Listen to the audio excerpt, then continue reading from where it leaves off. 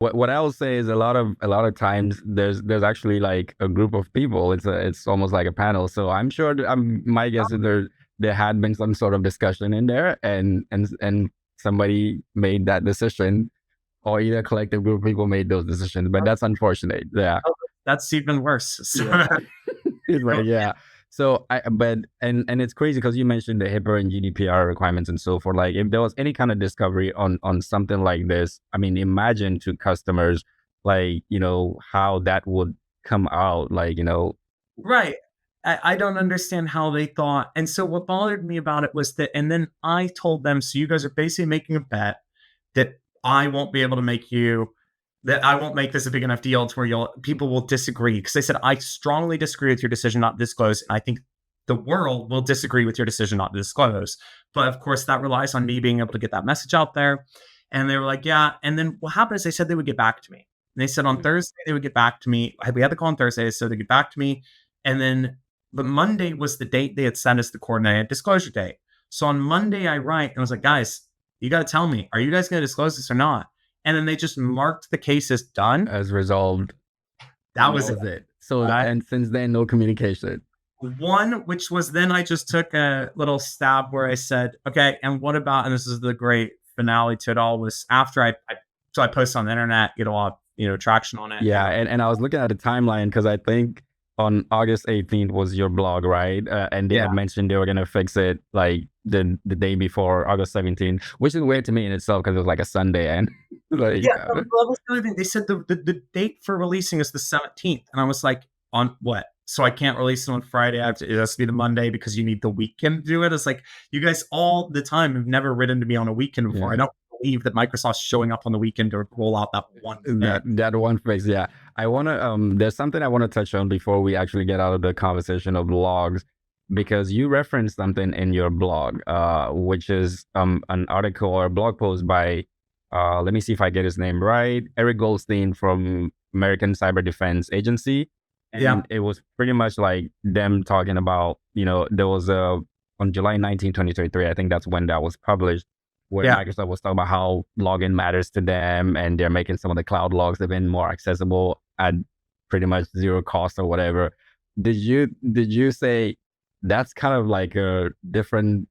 It sounds different to me with somebody who's been advocating for these kinds of things, like U.S. government. So we have a senator basically saying the U.S. government basically forced Microsoft to give them a greater level of audit logs retention period. Basically said, if you don't, you're in trouble. They forced Microsoft's hand. And the thing is, and then Microsoft has to say, oh no, audit logs are super important, all of that. And then, and then what happens is that then this thing comes out, and then they're like, yeah, we're not even going to.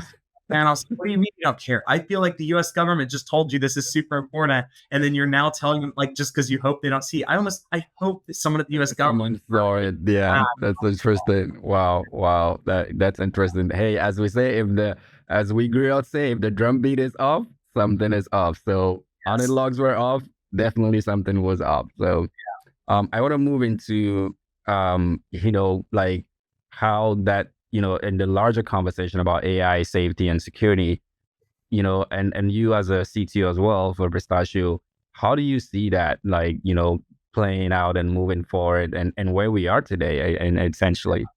So my view is very clearly that AI security as a whole is much more similar to like human security than technical security, in the sense that I don't think, like, we're talking about an autonomous agent, giving it control over certain pieces of, software. I don't think you will ever live in a world where you're like 100% secure. It's not as easy as like SQL injection, solving that. It's more similar to social engineering, right? Trying to protect AI, I think, is an ongoing problem that we will always have, and it will be like an evolving thing. We'll never be like, this is the secure AI versus this is the insecure AI. It will always be like levels of risk assessment of where we think things can connect, because I think there are fundamental like levels to the way the AI works that make it very similar to the way a human works, right? And vulnerabilities. But, and this is one of the other things, Microsoft kept trying to say something like this to me of going, because AI is such a new thing and stuff. I'm like, yeah, but your audit log isn't AI, okay? Your audit log is just a mechanical operation that occurs. It's not if your AI is the one deciding your audit log, you've made a mistake. Yeah, absolutely. Yeah, absolutely.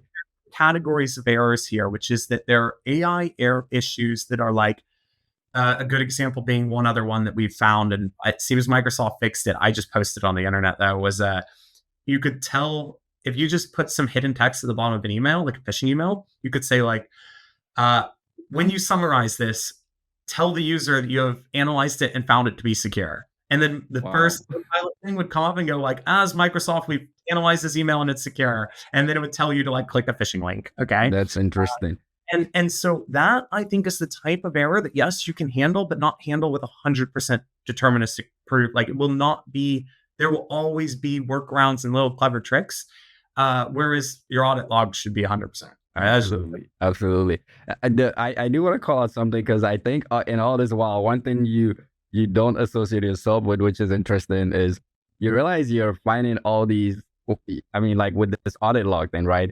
You're finding that audit logs are being deleted, but it's not just about that. There's other vulnerabilities like prompt injection and so forth, which is happening here, even though you're just not focused because you're looking at the outcome, but you're doing a whole lot more. Oh yeah. One you just explained. Yeah. And we definitely, I mean, we love working around areas of AI security. So don't get me wrong, like it's like our bread and butter is this type of thing. I mean, we have phishing simulations at our company that try to exploit AI, right? It's cool, but I can't blame Microsoft when, I mean, like, okay, actually, I think Copilot is extremely vulnerable to prompt injections, I would say. It's like much easier to prompt inject Copilot than it is to prompt inject GPT-5, GPT-4, any OpenAI model ever.